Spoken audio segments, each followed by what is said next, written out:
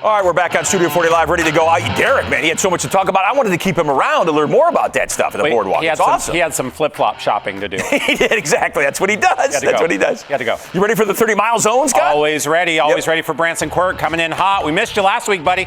Maybe it was 2 weeks ago, but you're back, and you're rocking the hat, saying the Sharks in the house today. We love it.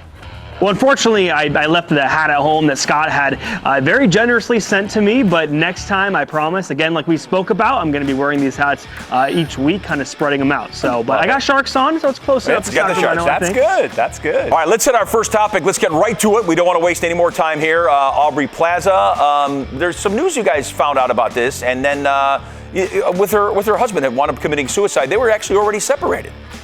Right. Well, TMZ has obtained that medical examiner's report, and in this report, we saw exclusive details about just the troubles that they were going through in their marriage. Specifically, we actually learned that Aubrey and Jeff Baena had been separated for months before he had taken his own life, as we had reported back in January. On January 3rd, his dog walker showed up to his home, heard loud music, and when she unlocked the door, walked in and then saw his body.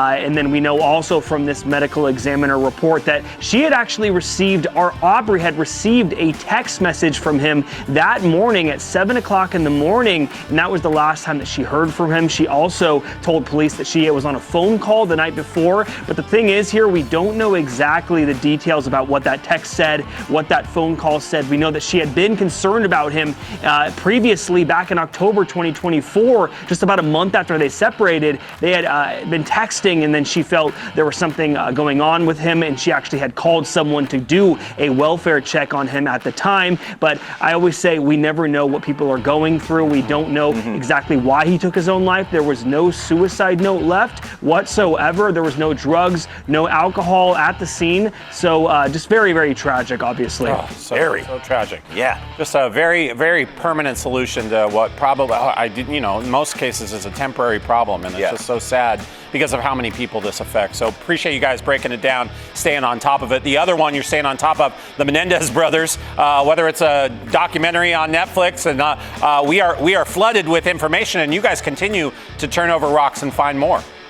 Well, the family is continuing to support the brothers. As we know, today there was a press conference in downtown Los Angeles. We know that the LA DA, Nathan Hochman, has been speaking out extensively about this, more recently saying that he would not be recommending resentencing for the brothers, saying that he would only recommend it if they come out and admit to the decades of lies, as he said, since that trial way back then, over this 35 years. Well, the family gathered together. There's actually a thing called the Justice for Eric and Lyle Coalition, and they spoke at this press conference right outside the DA office in Los Angeles downtown, and there was a ton of people there with shirts on, wearing Justice for Eric and Lyle, continuing to support them. The family spoke as well. We know at least right now the cousin spoke, and she actually acknowledged a few things, saying that the DA is attempting to rewrite history, going after them for these different things, ignoring the rehabilitation that they've gone through. There was a former inmate that also spoke, and he also went into saying that rehabilitation is a very, very real thing that Eric and Lyle have done. We know we've heard extensively about that,